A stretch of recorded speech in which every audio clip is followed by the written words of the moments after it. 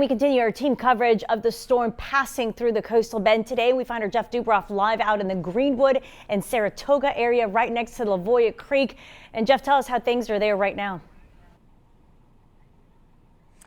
Good evening, Katya. I'll tell you one thing, they're better than they were earlier today, that's for sure. I'm going to have you pan over and see. This is Volla Creek.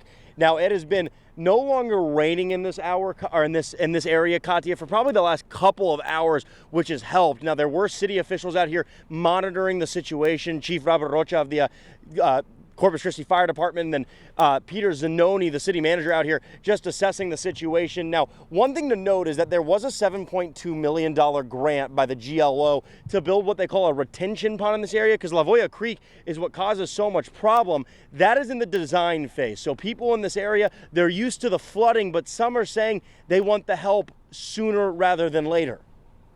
Normally they just do the same thing, like get sandbags and put them along their doors. They just stay like, me and him right here, my other neighbor right here, we just stay most of the time when it gets like this, just in case, you know, because we have our animals as well, you know, we can't leave them behind, so we just stay.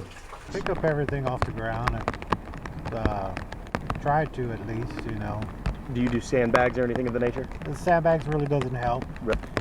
Please help. You know,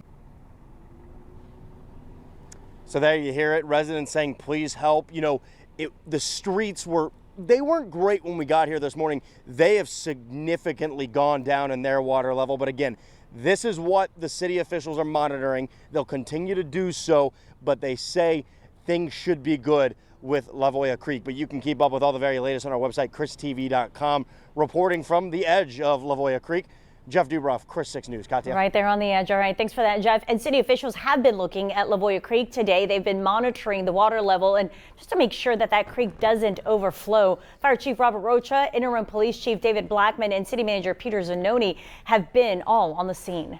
It's to our advantage to make sure that we're aware of the water levels in the area, and have the police chief and the city manager here taking an assessment as to what the water level is.